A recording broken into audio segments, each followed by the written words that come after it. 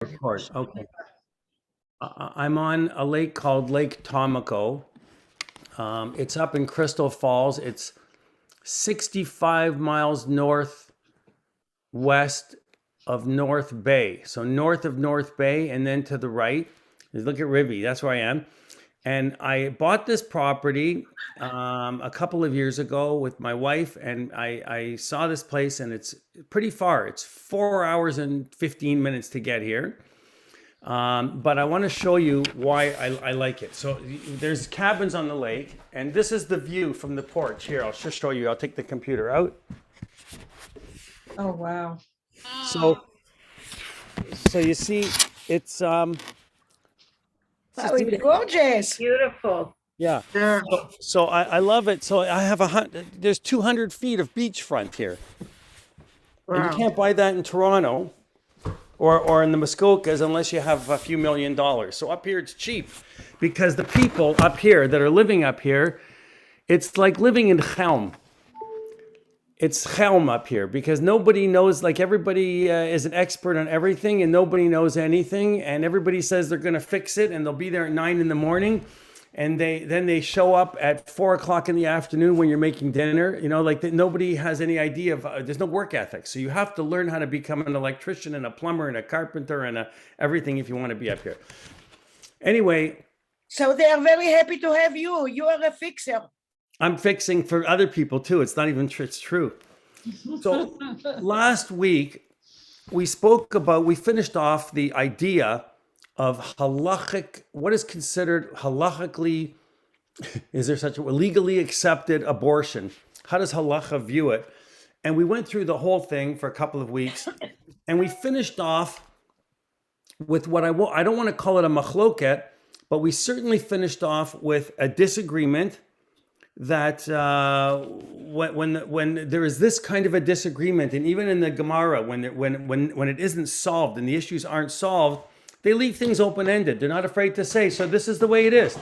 So the rabbis are allowing you to choose one of two methodologies. And one of the methodologies, and the tshuvas written by the Tzitz Eliezer, who is Rav Eliezer Yehuda Waldenberg, who was an encyclopedic brain and also wrote books and studies and taught medical ethics at the Shari Tzedek Hospital. And he was a posek, which means he gave rulings and judgments on Jewish law, said that we have to consider all forms of illness or reasons for somebody wanting to have one as being considered seriously. In other words, what is a rodef? Now, Larry Shulman, I mean, I'm not surprised, but Larry mentioned last week, he understood the whole concept of a rodef al nefesh. It blew me away, actually, what he offered, but it was really exactly on point. The issue was brought forward saying, if something is threatening the mother's life, meaning the baby who is not born, and a baby is not considered being born, they said, the rabbis, unless the head has emerged already. If the head has emerged from the womb, then you have a baby. If the baby is inside and nothing's emerged yet, the poskim, the rabbanim said, it's not a baby. It's the same thing as if you had an arm. You saw one man chasing another man with a gun. He's going to shoot him. The one is pursuing the other one. They said it's dangerous, but nevertheless, if you were to accidentally take a baseball bat and you want to hit your friend and you accidentally, God forbid, chas v'shalom, hit the woman and she's pregnant, you don't get the death penalty because you killed the baby. It sounds crazy. You think you should. You killed the life, but it doesn't work that way. They're saying you killed the same thing as if you destroyed her kidney or her organ or cut off her arm or his arm or did anything like that. There is retribution. You have to pay. You have to pay. You have to pay money. You have to pay a lot of money because you damaged their livelihood. You damaged them. But they brought forward this concept that a rodef, a pursuant, can also be somebody who is depressed. And we brought forward the issue of a case where Rav Moshe Feinstein had it, where there was a baby to a woman who was born with Tay-Sachs disease. The baby died about 30 days afterwards. And when the baby died, she became traumatized, and then she became pregnant again, and she was afraid that the second baby would have the same issue. And then she said, I'm suicidal. Like, I'm going to commit. The psychiatrist examined her, doctors examined her. Everybody said, this woman she can take her life. We don't want this. If she's that depressed, then that is considered a rodef al nefesh, a pursuant on her life. And therefore, they determined that it was correct. They didn't say she's allowed. They used the word, it's correct to perform an abortion. And it's surprising how the total number of disagreements between Tzitz Eliezer and Rav Moshe Feinstein, they're not. It's not like they disagreed on everything. They didn't disagree on much. They actually agreed on a lot. These two rabbis. Rabbis don't always agree, but these two actually agreed on most things. So we're going to leave it at that by saying that at the bottom line was those who embrace the importance of tradition and keeping themselves and aligning themselves with our generations of rabbis will become a little bit nervous with the leniencies of Rav Moshe Feinstein. On the other hand, the rabbis that are following Rav Eliezer Yehuda Waldenberg, the Tzitz Eliezer, they're also nervous about following a survey of sources because, they go through all these different sources and they pull a verse here and a verse there and they find ways of making a leniency. Some will say, you know what, you're aligning yourself with Rav Yehuda, with Eliezer Waldenberg because you're not really understanding the underlying concepts. You're not really understanding what the sources are saying. So these two different ideas out there do create friction. Where do they create friction? They create friction in the Frum Haredi community, different than our community. We all know. I mean, I shouldn't say we all know. Many of us probably maybe don't know. But I think I can assume that I would hope that all of us would think that if a baby was threatening a mother's life, whatever that means and however that means, that we would always try and go along with a leniency. And that's where it scares me with this whole Roe versus Wade, this whole what's going on in the United States. I find it extremely scary. You're taking away rights from women to make any decision, and there's no leniencies. There's no. They're taking the fact they're believing in the conception, which is shocking in Christianity to say. I mean, because they were following this idea of Jesus being born to immaculate conception. What does that even mean? Like to me, I don't know. Mary got pregnant and she had a baby, but she never had sex, right? So to me, it's I look at it and I go, with all of the issues of does birth start at conception or does birth start at the head emerging? I think our ways of looking at things in Judaism really make a lot of sense because they allow the doors to be open. So tough. We're going to finish with that because I like to tie together each week into next week because otherwise you don't know where we're coming. You have to, I'm not saying when you drive a car, you should look always in the rear view mirror, but it's good to know where you came from and also think about where you're going. I'll share a funny story with you. Nachon. David Bagley, Cantor Bagley he said one time, somebody said, Chazan, why are you facing the congregation? You shouldn't face the congregation. When you daven, you should be facing east. Lately I've been facing the congregation because of this whole live streaming and all of this, but I actually prefer facing east. We should put a camera on the east wall facing me so I can face the proper way. Maybe I'll talk to him about that. But anyway, someone said, he said, why are you facing that way? And the Chazan said, I can face the congregation. So David Bagley said, listen, when you're driving a bus or I'm on a bus, I don't want the driver facing me. I want him looking at the road.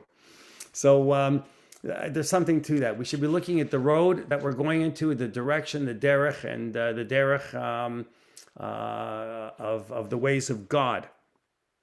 The next topic, since we are moving forward, is a topic of transsexual surgery. I find it fascinating, but in order to get there, we have to do the same thing we've done in every other class. And it might take a couple of weeks till we get to where we want to be. Because you can't just say Should we? Shouldn't we? Or is it allowed? Is it not allowed? We all know how we feel and the answers. But how did the poskim, how did the rabbis find their direction for strictness or for leniency? And we have to start always, as we always have in each topic, with the Torah. And then, after we look at the Torah, we have to look at the Talmud and the Gemara. And after we look at the Gemara, then we start to come into the later centuries and we look at Rambam. Everybody, the Shulchan Aruch follows Rambam, right? Rav Yosef Karo follows primarily Rambam's line of thinking. And then if you look at Rambam, we have to look at Rav Moshe Isserlis in the Shulchan Aruch, who was the Ashkenazi opinion, and we have to look at Rashi. And then when we get into the later centuries, then we'll look at the modern rabbis of today. So why do we need to look at old sources when it comes to a modern idea, a concept today, when we think of transgendering? I think of it as, because it's so prevalent today, I see it everywhere, that did this happen back in the 13th century? Did this happen in the year 500? Did it exist? What is the halachic status of someone that has had surgery? Are they a man? Are they a woman? How do they fall into what category? And what are the prohibitions of the Torah?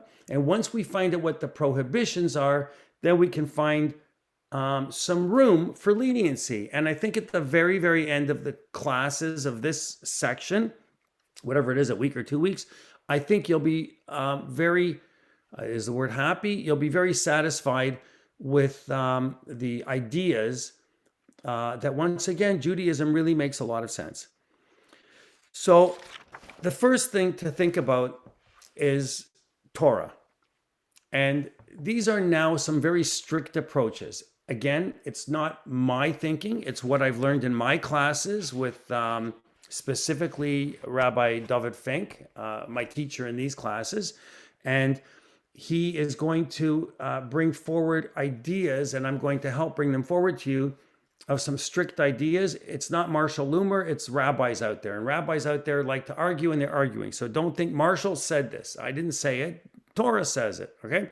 Vayikra says, first of all, you're not allowed to offer, as an offering to Hashem, anything that has its testes bruised even. We just learned this last week in the Torah. Mom is like, it's unbelievable that we're teaching this now because it's fresh in my mind. We just finished a parsha where we just finished Bahar, and then where we're looking at, and then Bechukotai, where we're looking at when you offer an animal to God as a sacrifice, you can't have a blemish. It can't have its testes bruised. The animal can't be castrated.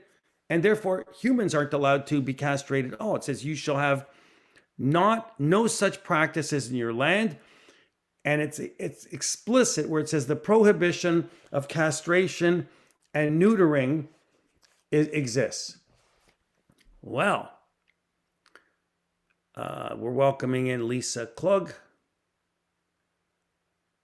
Hi, Lisa. Welcome. We're glad you're here. So we're just talking about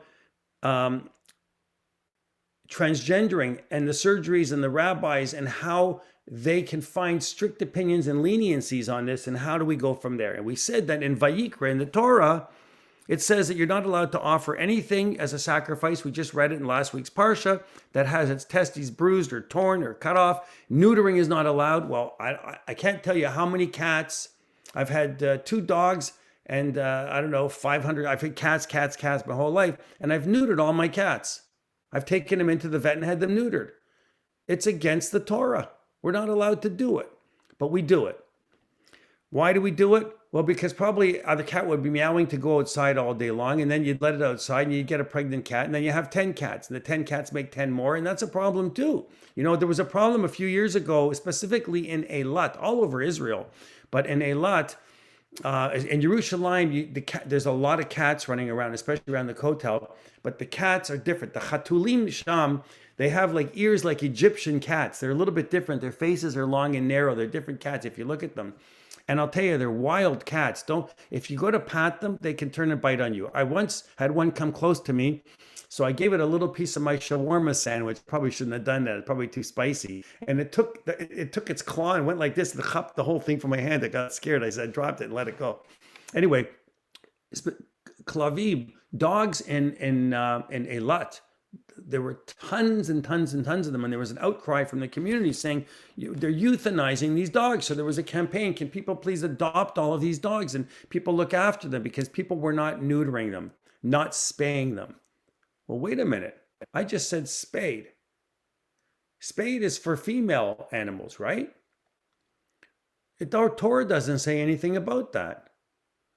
Torah doesn't say that you can't do that.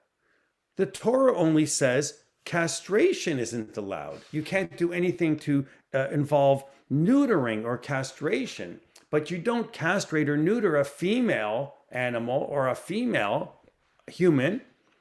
So now there's a little bit of a door open there. So the Even HaEzer says, so does anybody know who the Even HaEzer is? The Even HaEzer is the Shulchan Aruch. It's one of the books. You know, you have the Yoredeya and you have the Choshen Mishpat. So one of the, in the Shulchan Aruch, in Even HaEzer is one of the volumes that deals specifically with the laws of marriage and divorce related to all of those issues. So it says in there that it's prohibited to destroy genital organs, whether it's a human or an animal. It doesn't matter if it's a kosher animal. It doesn't make it be a treif animal anywhere in the world. It doesn't matter. But anyone who neuters a creature gets punishment of makot for violating the Torah. Well, that's serious. Do you want to be taken out into the street and we give you makot, like we give you lashes because you neutered your dog? So you neuter your cat, and you go out and we're going to hit you with sticks and whips. Well, we don't do that today, but when you hear a violation of makot, you have to think that there has to be a punishment to us from Hashem. We've violated Torah law. The prohibition would apply even to a surgeon. So it doesn't say, oh, because he's a doctor, he's a surgeon, this is what he does for a living, he does castration, he's designated himself to be, he's not allowed to. And then Torah says, the Even HaEzer, the Shulchan Aruch says, even someone who further damages the organs of a creature which has already been infertile is still guilty of violating the Torah. And the second person who does even more damage is even just as guilty of the mitzvah and the commandment. So, for example, the first person comes along and he cuts off the patient's male member, and the second person cuts off the testicles and disconnects the testicles from the body, and a second person comes along and cuts off the ducts, just the ducts that are leading to them. He gets the makot the same as the first one. Sounds a little bit gross what I'm talking about, but we have to get through this to get to why it is that we're allowing something to happen.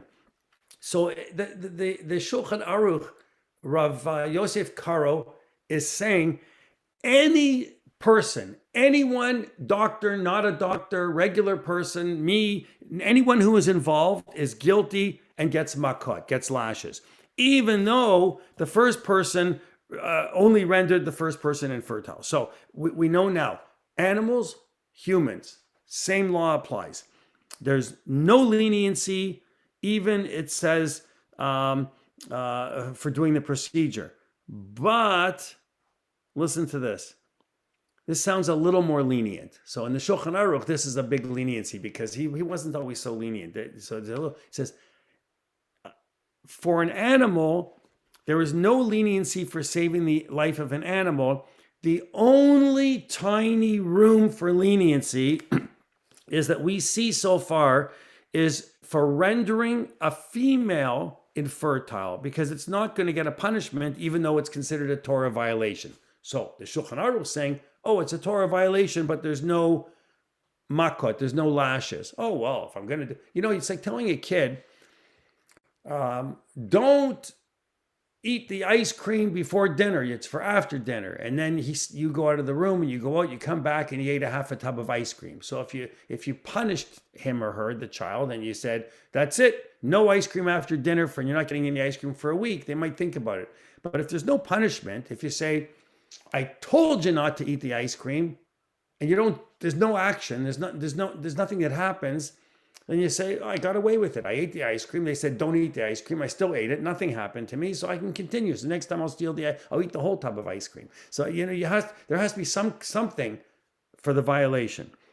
So there's a conflict in the second paragraph of the Shulchan Aruch, where it says someone who gives a human, this is interesting now. So in the old days, they had a drink of this roots, of these, that they would mix together these roots. In the Gemara, it talks about it. It was like a tea or an infusion made, like an herbal infusion. And it said that if you drink it, because they're putting this concoction together to make a male infertile, then it's considered that you're giving a contraceptive drug to someone. It's prohibited. You can't do it, even though there's no physical damage. You didn't castrate, you didn't neuter. You can't even give somebody the drink of this concoction of these roots, of this tea that would render them infertile. But even though there's no punishment for administering the drug, it caused a permanent damage. It caused he'll never be able to produce children. So something here is prohibited, but yet there's no punishment. There's no punishment. I think that's why, I don't know, maybe, why do we think about not breaking a Torah law or a Midah even? Like, why do we not think about it? We think about it because we think about mitzvot. We think often about, I'll worry about it then, or I'm not in the Olam Haba right now. Let the Olam Haba take care of itself. When I get there, I'll worry about it then. Or you might have the opposite approach and say, I don't want to do that because I do think about my nefesh and my soul in the Olam Haba. I want to have a good place in the world to come, so I'm going to follow the Torah laws as much as I possibly can. Well, how about a different line of thought, just off topic for a minute, because I always go off topic, but thinking about it as pleasing Hashem. It's an interesting concept. We often say tefillot. I always say praying is, to me, the hardest thing about Judaism. It's easy so you don't turn a light on Shabbos, so you light candles on Shabbos, so you say Kiddush, so you say Hamotzi, so you say Birkat Hamazon, so you go to shul, so you say Kaddish for your loved ones, so you do the mitzvahs. But your relationship with God is between you and God. It's not like you have a relationship with God that you share with 10 other people. You might have your family in mind, but your relationship with God is your relationship with God. So think about a friend. I won't even say a partner. It's not even fair. I won't even say wife, husband, partner. I'll just say a friend. You have a very dear friend. Would you want to be detrimental to that relationship and do something that is really awful to that person and hurt their feelings so that they walk around with hurt feelings all day? Well, maybe if you're not a nice person, you might, but you're all nice people. So in a relationship with God, I think it's the same. You want to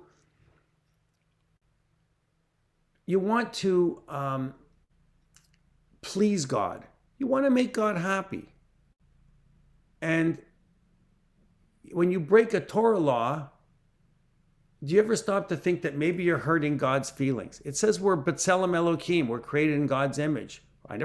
We think God's so great, God doesn't get his feelings hurt because God, he's got more important things to worry about. He's got a war in Ukraine, and he's got North Korea, and he's got people to save, floods to stop, floods to bring, who knows? You have a one-on-one relationship with God. If you didn't, you wouldn't be doing any of the mitzvot at all. In your one-on-one relationship with God, God's your closest partner. In the chuppah, when you get married, or even when you participate in a wedding ceremony, and as a person, as a member there, you're there as a witness with the open doors to the chuppah. It's all open because everybody is part of it. You're all partners, but the partner in the actual relationship is God. The partner in your relationship, your best friend, is God. Who thinks like that?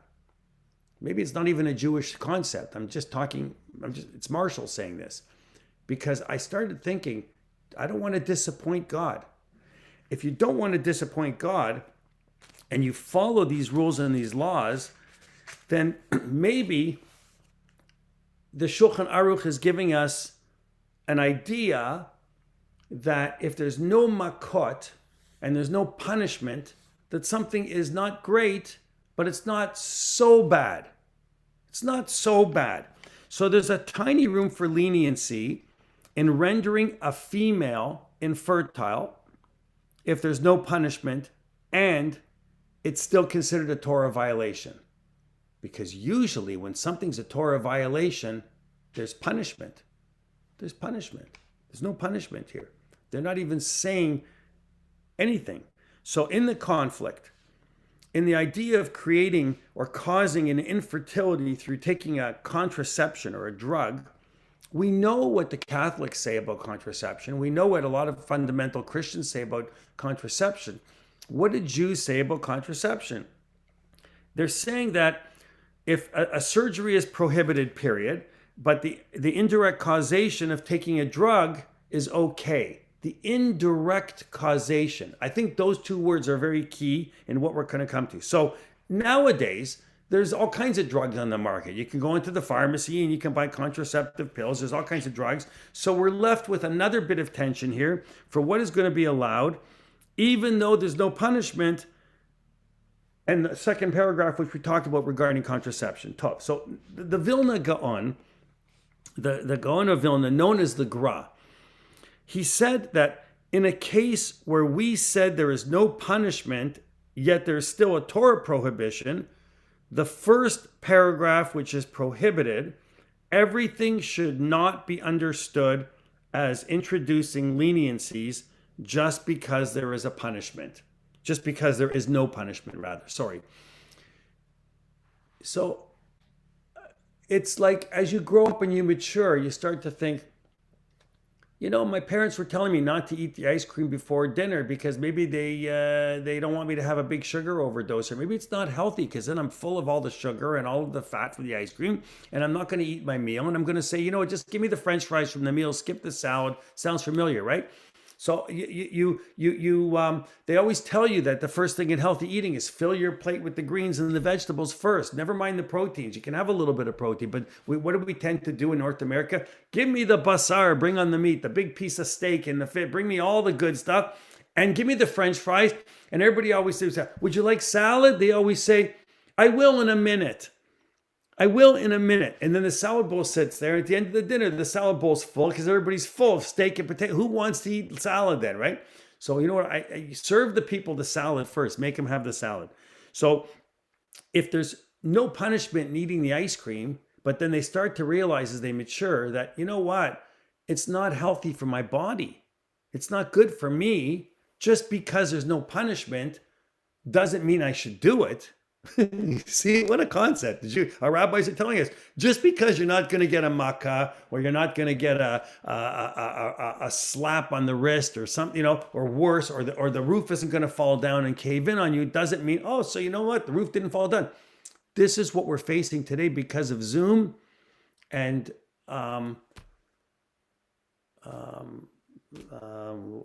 live streaming now with shul and our movement. Not in the Frum movement, because in the Frum movement, they don't do live streaming on Shabbos. You have to go to shul. But with us, we can live stream on Shabbos. So you go, you know what? It's so much nicer. I'm in my living room. I'm on my couch. I put my computer on. I watch shul. I hear Marshall sing. He gives a nice drasha. I hear Michael Rubin. He's reading Torah. He tells us. It's great. I don't have to even get under my pajamas. I got my bottom, like a nice, and that nobody even sees you on live stream. You can, you know. So what happens is, we're allowing ourselves to often be driven to say, I don't want to call it laziness. I'm not going to go to shul because it's much easier to be at home.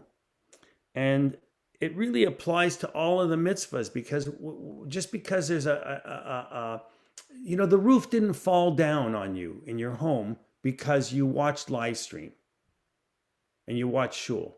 Nothing happened. Everything still exists, you know, but there's a difference in being community and being in person. So there was a rabbi named Rav Yoel Circus. Not circus like I'm going to the circus to see a 3-ring circus. Sirkis. And he's known, if you go into any yeshiva and you say to any yeshiva bacher, who is Rav Yoel Circus, they'll look at you like you have two heads. They have no idea what you're talking about. If you say, the Bach says, the Bach says, now all of a sudden they know. The Bach is how he's known by. It's funny, in yeshiva, they don't teach the names of anybody. If it's Tzitz Eliezer, they know who you're talking about. You say Rambam, yes. Maimonides, they never heard of it. Go into Lakewood and use the word Maimonides. They won't even know what you're talking about. Go and say Rav Yoel Circus. But if you say the Bach, so everybody's known by their book. Anyway, the Bach says, he asks a question. And before I tell you what the question is, I'll just tell you, this little bit that we're going to learn right now is key. It's very important because this part is what really is embraced by most of the poskim, by most of the rabbis out there. This is not necessarily what everybody follows, so don't get excited here, but this is pretty much what most people do embrace. This opinion is embraced. It says, what does it mean when the Shulchan Aruch says it's permitted for a woman to render herself infertile? What the Shulchan Aruch said, what it was meaning was, not only is the contraception for a woman permitted if it's a cure to a disease or if it's for therapeutic purposes, but it's also okay even if there is no medical reason for the contraception. Oh, and then he says, and if the only reason for the contraception is because she doesn't want to get pregnant, you don't need a medical reason. So this is what most of our rabbis follow. They're not against contraception, really, per se. So it implies that the Shulchan Aruch is saying that if she is taking a medicine for herself and she's unable to take it herself and someone has to give it to her and help her drink it or help her take the pill because she's not able to lift her arm up and even take it, since we're talking about a female, further, the Shulchan Aruch implies that there has to be some connection between her not wanting to get pregnant and the leniency for taking the contraception. Okay. So that's already a step, which I say, in the right direction. Maybe the Senate should read this. I should send them what the Bach says. You think they care? I don't know.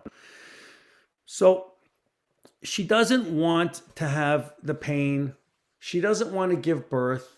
She's afraid of it.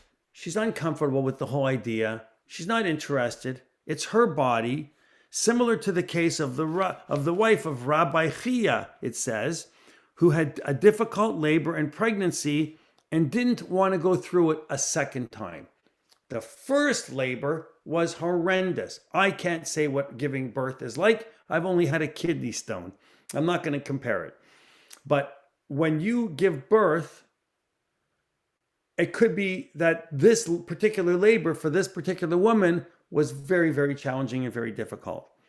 So she doesn't want to go through it again. So it said that Rabbi Chia, who had difficulty giving birth, didn't want to do it again. So she was permitted by the rabbis to drink that cup of that concoction, of that tea, that liquid, that whatever it was, the roots they called it. So there's no question of pregnancy or labor. The rabbis said, go ahead and take it. But they said as long as the discomfort is only the normal discomfort, the regular, ordinary discomfort, then that contraceptive that you're going to take, that cup of roots or whatever it is completely asur, it's completely forbidden. Just 1 second.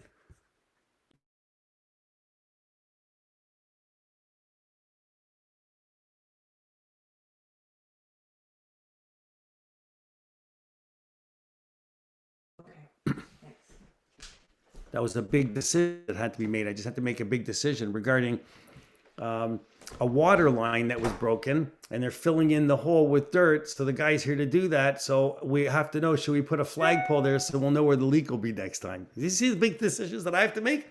It's not like the rabbis. The rabbis have bigger decisions to make.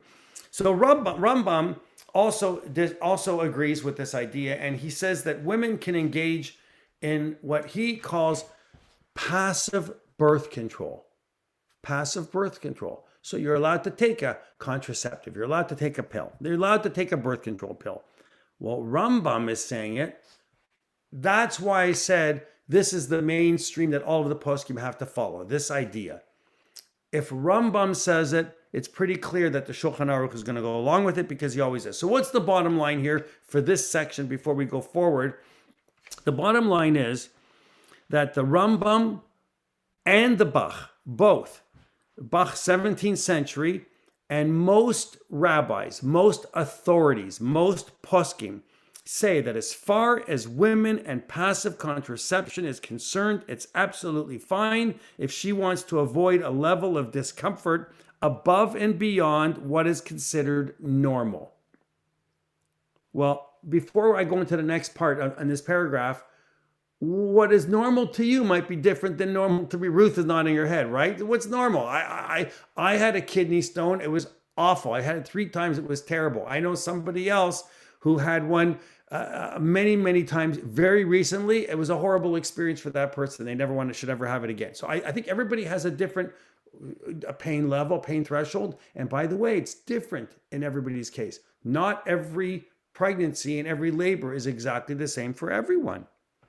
So the Bach concludes by saying the woman wishes to avoid pregnancy because of great discomfort, like in the case of the rabbi of Rav Chia. Thank God for Rabbi Chia's wife, because she caused the leniency to be considered.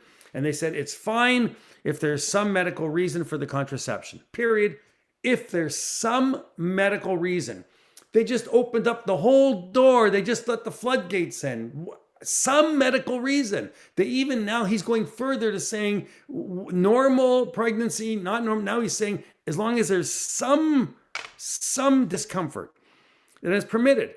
So wait a minute. What does any of that have to do with sex reassignment surgery, with transgendering, with someone who wants to transgender? And I'm not a psychologist. I'm not getting into the psychology and the reasons for someone doing that. We're going to talk about that. I will start before we even get into any of it.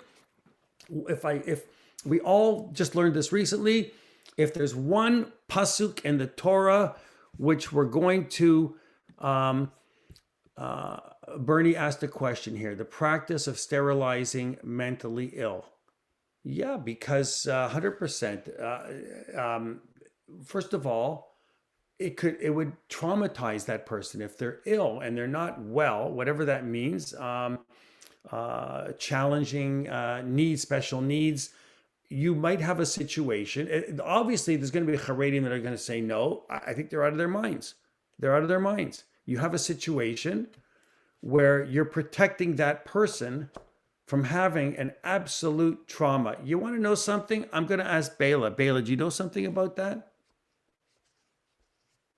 No? Okay.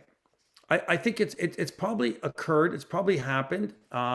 First of all, I have to say that in the case of somebody with special needs, and I'm going to use that term instead of mentally ill, because well, as soon as you use the word ill, it's illness, but it's not always illness. I use special needs because there are people who are not mentally ill. They're special, and I think that we have to think out for them in terms of what is a rodef nefesh. It would be absolutely terrifying to somebody with special needs to perhaps be in a position to having to have a baby or make them. So I think that you have to obviously go and talk to the doctors and to the medical professionals and make a rational decision.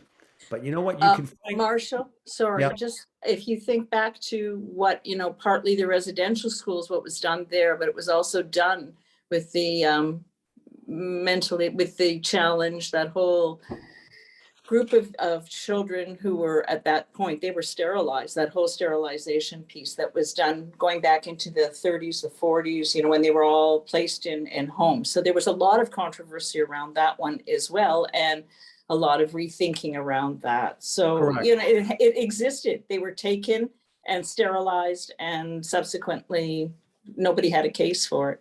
Right, but I don't think that they were mentally ill. I think they were No, deemed no, they that were way by mentally society. challenged. They were challenged. The challenge, they were in the residential schools. At that time, they were called intellectually challenged. They were retarded. That was Were the they word. really intellectually challenged, or did we just deem them that way? I think to some extent, some of them were, but to some extent, it All was right. a different. So what I would say about that, I would say that, you know what? In the old days, if somebody had any kind of mental illness, we took them, we Right. locked them away in a rubber room, and we put a straitjacket on it. It was terrible. We put them into asylums. Today, we don't do that. We look at challenges in life as differently, and obviously we would. I don't think that every single person that was part of an indigenous community was because they weren't given the same rights to the same upbringing, and they were brought up on reservations, and they didn't have the same beliefs, and they didn't have the same ability to learn to read, write, and speak, that we would just deem them to be, as you said, have mental challenges because of a lack of our society giving them proper education. But somebody who is really deemed to be special needs, what I would say in that case is we have to consider the fact that would be like a rodef al nefesh in many ways. And one of the reasons was today, even now, we have genetic counselors which could look into the genetics and say, we're going to not put the baby through this and the mother through this. So that's a whole thing. Maybe it's a separate class. We should look into it more. Bernie you opened up a whole can of worms, rightfully so, but I'm going to do some more digging on that. So we have a little bit about the Rambam's thinking now. And now we're moving forward into the idea of a mainstream approach of the Rav Shlomo Luria. Rav Shlomo Luria is known as the Maharshal. Everybody, I'm sure some of you have heard of the Maharshal. And Rav Shlomo Luria, 1510 to 1573, one of the great Ashkenazi poskim of Jewish law of his time. He was born in Poland, and the thing about it, what's interesting about him, is that this surprises me. He was the son of Miriam Luria. Now, Miriam Luria was one of the greatest Talmudists at that time. And that already is something quite astonishing, because Miriam,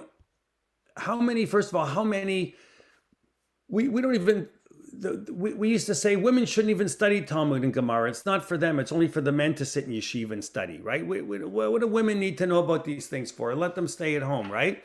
No, but Miriam was also known as Rabbanit Miriam, Talmudic scholar in the late Middle Ages. So whenever anybody comes to you and says, oh, women shouldn't study Talmud, say, oh, really? Then how come all of the men at that time were learning from Miriam Luria in the Middle Ages, in the 14th century, early 15th century? That's a long time ago. So just so you know, I give all the women a little bit of ammunition there. Look her up, Miriam Luria. Middle Ages, Talmudic, brilliant genius. So what is Rav Shlomo Luria, the Maharshal, the great Maharshal, claim to fame is his mother.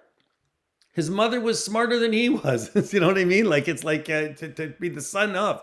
You don't hear about her. I don't hear any of the poskim really refer to her, but do a little digging and you'll see what I'm talking about.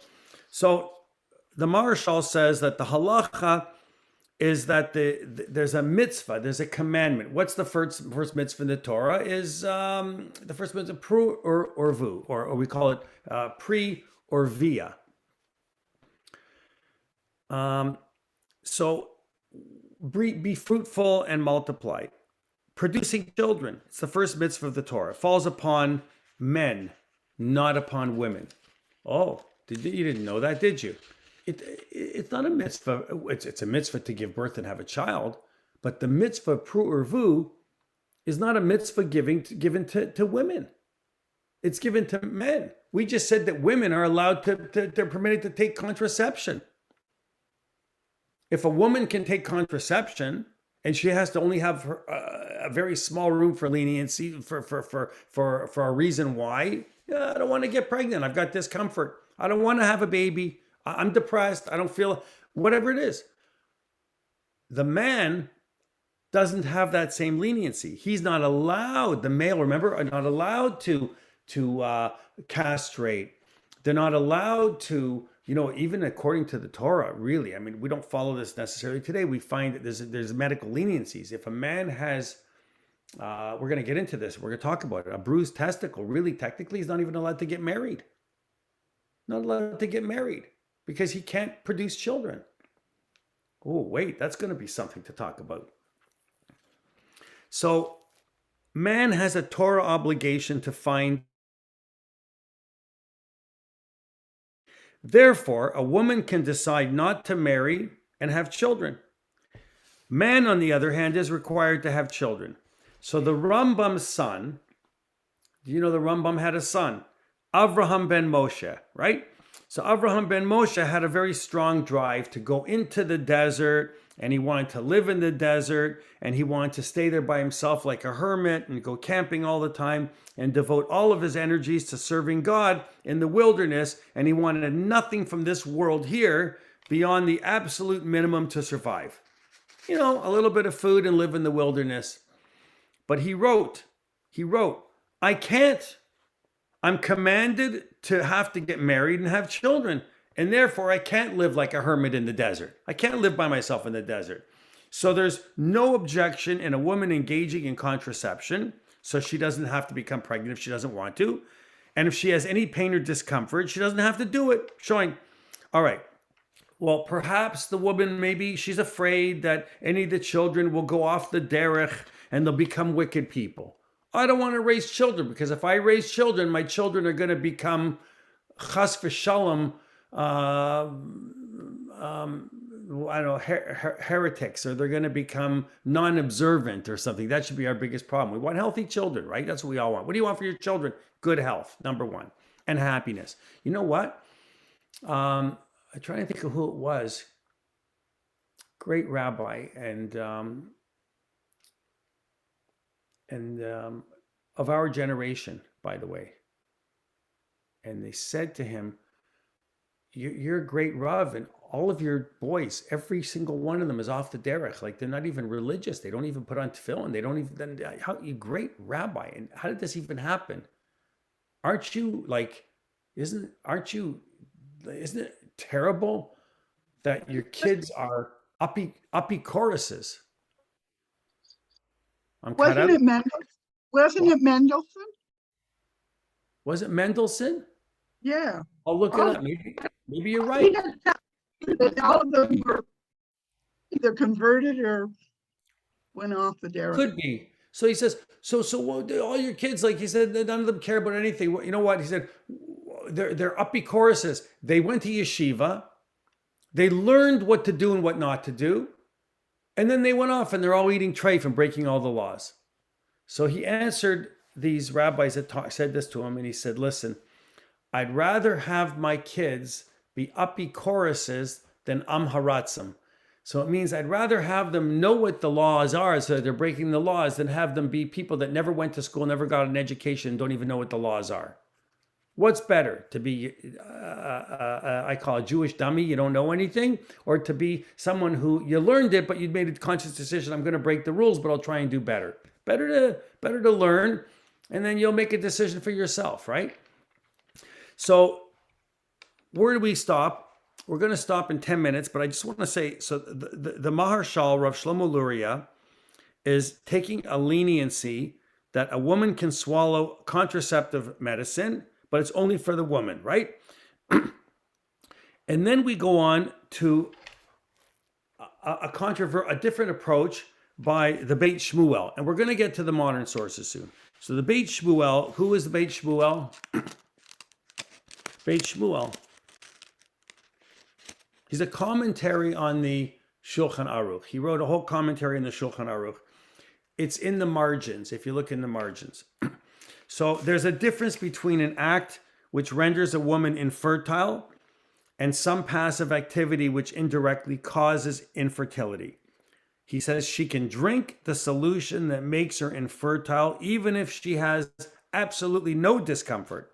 And the 2 paragraphs of the Shulchan Aruch and all of the tension that went on has a whole different understanding in the Beit Shmuel. And he says this is going to lead us to a much more lenient approach as far as transitioning from a female to a male is concerned. Okay, now, according to the Beit Shmuel, the tension between the first paragraph of the Shulchan Aruch, which prohibits neutering and prohibits every male and female equally, and the second paragraph, which has the leniency with the idea of a contraceptive T, when we talked about the infusion for a woman. The difference is between active and passive procedures which would happen to render this person infertile. As long as it's passive, as long as it's 100% passive, then it's 100% okay, and we don't have to ask if there's a problem. We don't have to ask if there's pain. We don't have to ask if it's abnormal pain or regular pain, as long as it's passive. But someone who has a household pet, and you're going to have them go to the vet and have them neutered, it's prohibited because you're not administering a pill or a contraception to the male animal to make. We're castrating. So this lenient approach, which permits women to render themselves infertile, is embraced by the Beit Shmuel. And furthermore, they say that, and by the way, this doesn't suggest that Ashkenazim and Sephardim have a different idea on this. They're very similarly aligned on this so far. But doing a physical act which directly renders the female, human, or animal is prohibited. It is permitted to engage in passive contraception by swallowing hormone tablets. Okay? So we get through all of this so we can move forward. And we're going to quickly just take a look now at the Khatam Sofer. If this is boring to you, I promise it gets juicier and better at the next class. We have to get through what these major Rabbanim are saying so we can get to the modern poskim and the modern sources. Who is the Khatam Sofer? Everybody's heard of him and we hear him mentioned often and they say it, but we got to look him up. We have to look him up and see who he is, because otherwise you're just talking about a book.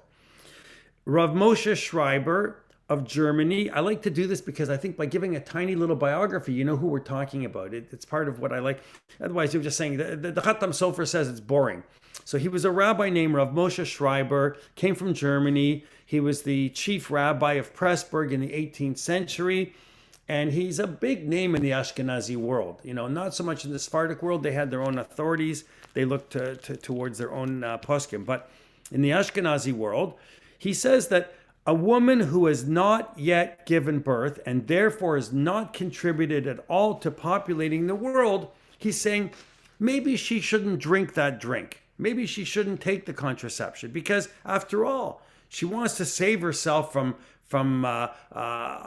depression. Well, that maybe is okay. If she wants to save herself from the pain of childbirth because it's going to be too painful, maybe that's okay. But she should have a reason to engage in that kind of contraception. Don't just take the drink because you go, I don't feel like it. Have a reason. Depression, emotional distress, it's all equal to physical distress. We know that today, right? If somebody's emotionally distressed, who cares? That's distress. We don't want anybody to be distressed. So all of this is regarding women who have not yet given birth. A woman who has given birth, now there's even more leniency. She's experienced it. She went through it. She didn't want it.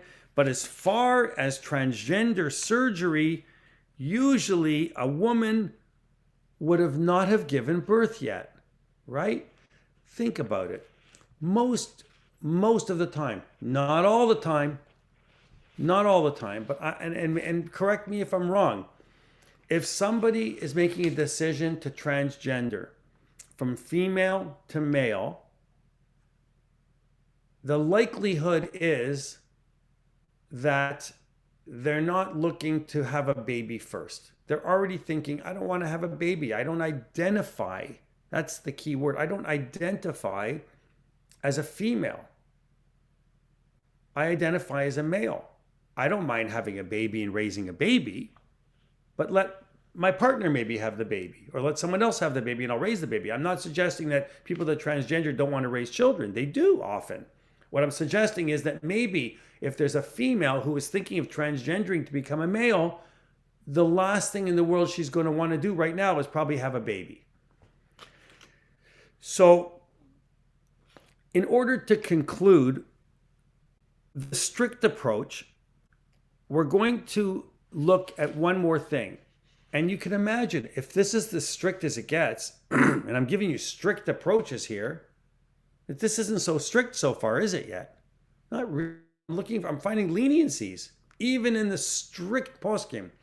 When we get to the lenient poskim next week, the lenient positions, I think you're going to be flabbergasted. I think you're going to be very surprised. Oh yeah, I didn't say it. I meant to say this before, but I always go off topic because I have ADHD. And that is that, what is the most important pasuk that we learned recently in the Torah? It's V'ahavta lirecha kamocha. See, I did come back to it. I'm getting better in my old age. Love your neighbor as yourself. Love your fellow human being. This is more important than anything. When you see somebody, and we'll get to that next week, ask yourself, is this a human being? Does this person have a heart and a soul? Can I not love this person as a person? And we all know the answer is yes. So in other words, V'ahavta lirecha kamocha is going to come in here. It's going to be a very important part in the later poskim. There's another rabbi called the Avnei Nezer. Lots of rabbis here. The Avnei Nezer is Rav Bornstein. If you read it in the English, it says Bornstein. He never was called Bornstein. All the other rabbis called him Bornstein.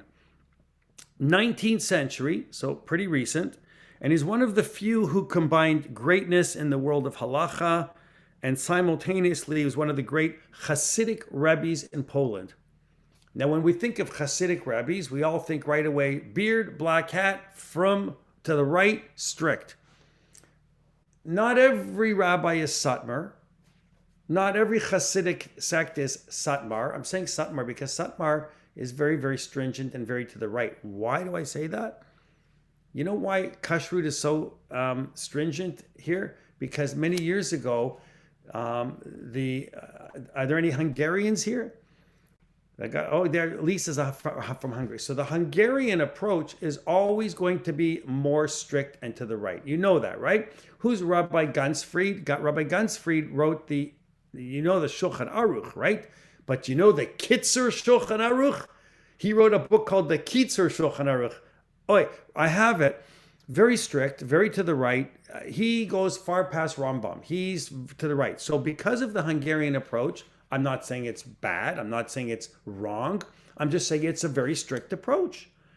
So not every Hasidic sect follows the Hungarian strict to the right approach. If you look at Bobov, for instance, Bobov is Polish. It's from Poland, from Bobov, Poland.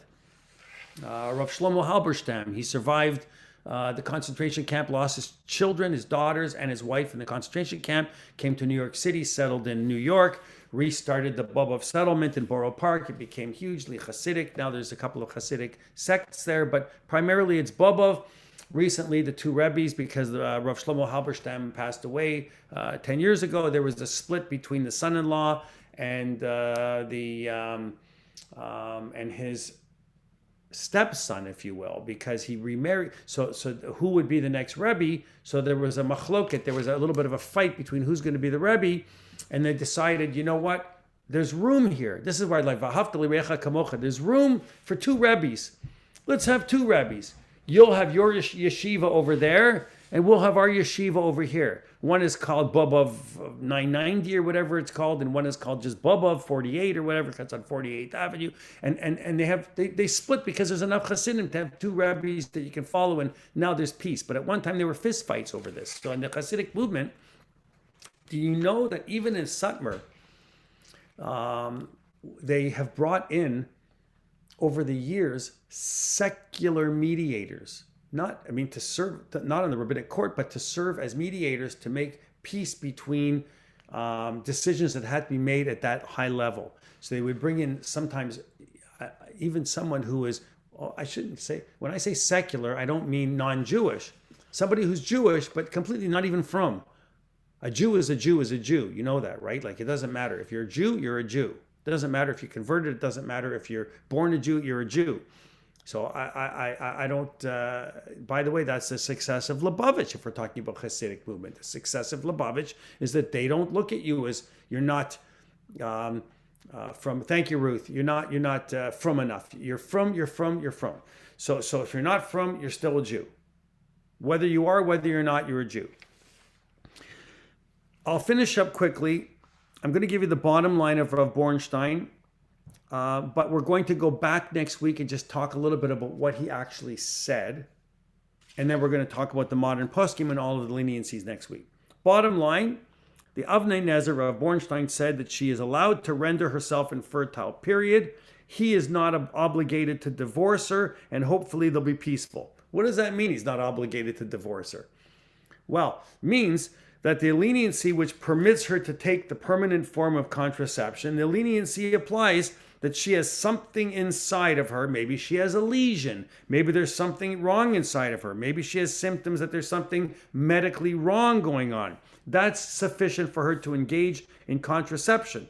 And if she engages in it, the husband doesn't say, my wife just simply doesn't want to have children, therefore I'm getting divorced. In other words, some poskim would have said, if she can't have children and you just got married, divorce her, finished, and go find a wife to have children.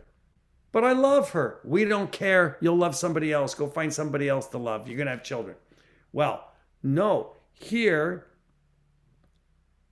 this very strict Hasidic Rebbe from Poland is saying that if there's anything going on, any medical issue, she can take that contraception and he's not obligated to divorce her, and they can live a peaceful, happy life. So up to this point, there's no leniency for surgical procedure. None. We have no leniency for surgical procedure. Next week, we will, but not yet. So there's no leniencies from transgendering from a female to a male, because it would render her infertile, they're saying, and that would be a direct action. That would be a direct causation. It wouldn't be passive. Remember we said passive is allowed, taking contraception is allowed, but not direct, not surgery. That's a direct action. That isn't allowed yet. So next week, we're going to see the leniencies for surgical procedures and non-surgical procedures. And once we see the leniencies for the surgical procedures, then we're going to talk about Rav Eliezer Waldenberg at the Shaare Tzedek Hospital and all of his words, which are lengthy. And we'll talk about Rav Moshe Feinstein, and we'll talk about Rav Avadia Yosef, who was served as chief rabbi of the rabbinic court in Israel, representing the Sephardic poskim, the authorities. And then we're going to look next week at only the leniencies. But so far, we're halfway there. Thank you so much for participating in this class up here in Lake Tomahawk, and next week I'll be back in Toronto. Thank you. Thank you. Thank very you. much. Thanks, Marshall. Marshall, can I ask you a question? Sure. So this is all really interesting. And what it's making me think of is Mordechai and Esther. And when Esther moved into the king's palace, there were eunuchs around. And so it was something that happened in that time period. And I'm wondering if Ezra spoke about it ever. Is anything in the prophet of Ezra in his book? I don't know. I'll have to look. Do you know that, if there is? I don't know. I'll have to look. I have no idea. I have no idea. Eunuchs, by the way, that were Jewish?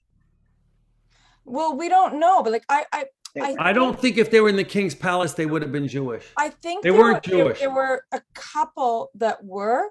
Most of them weren't, but I don't think you had a choice in those days. If the king said, you're going to be here. I mean, Esther didn't have a choice. You know, Mordecai didn't have a choice. If you're going to be in the king's palace, king says, you do it. You're like, okay.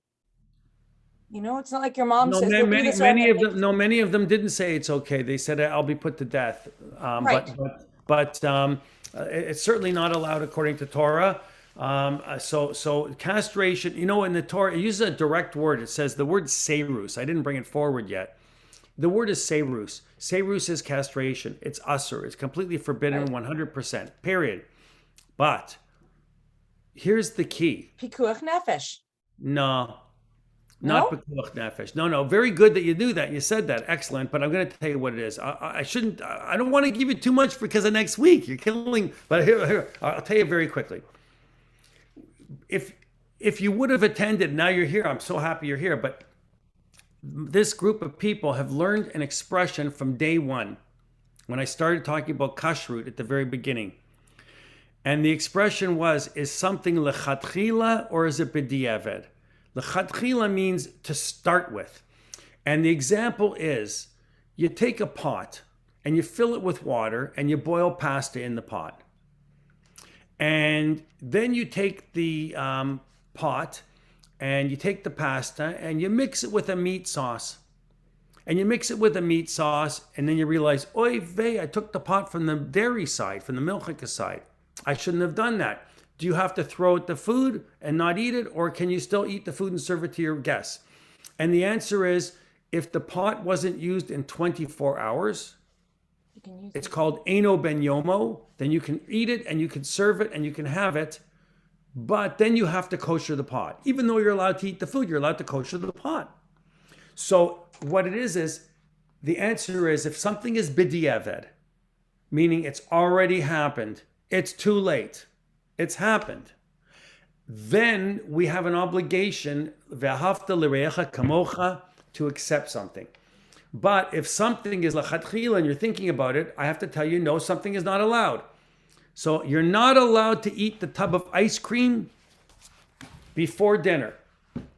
But I leave the house to go to Costco and I come back and you ate a half a tub of the ice cream anyway. What am I going to do to you? Nothing. So the thing is that if it's already b'diavad, you ate it, I'll say you shouldn't have eaten it. Now you're full, you don't want to have a proper meal. When something is lechatchila and you're thinking about it, maybe we're not supposed to do something. But once it's already done, it's done too late. So in other words, you eat a cheeseburger on Tuesday, and after you eat the cheeseburger, and a milkshake to wash it down, because you're already having treif, you might as well go all the way, right? And have a shrimp cocktail to start with. So you do that, and after you've had it all, does that mean I broke the rules for kashrut? That's it for the rest of my life. I might as well eat it on Wednesday, Thursday, Friday, and I have it every day because I already did it. No, you might think on Wednesday, you know what? I ate the cheeseburger. I shouldn't have had the cheeseburger. So therefore, b'diavad, I ate it. L'chatchila, starting today, it's a new day. I'm not going to have a cheeseburger. I'm going to do my best not to have a cheese. So you don't have to have one every day just because you had one. So b'diavad meaning, to the cat out of the bag, you'll have to hear why. If somebody already did something, then maybe we have to accept it. That's a little bit of what where our rabbis are going. But I won't say too much because I want to encourage, otherwise all of you won't come back next time. So, okay. So let's look at the leniencies next week, because really what I try and teach in this class is not just what the laws are and the rules, but I try and teach what the methodology is of the rabbis finding their way of thought and thinking tied into Torah. And once we do that, then we understand Jewish law and halacha. Isaac says in Esther, the harem guard were eunuchs, the ministers were not. All right, I'll have to look into it and do some homework. Well, if something was done without their approach, without their opinion, without their expression of wanting it, and it's already done, then that would be called a b'diavad, which means it's already done. What are we going to do? It's already done. Do we now kill them, or do we just let them have a life? So, lots of things were done in the old days and in today that shouldn't be done. All right, everyone, have a good day, and let's get together again next week. I'm so happy. Bye, everyone. Thank Bye, you. Marshall. Have fun up you. there. Bye. Bye-bye. Bye.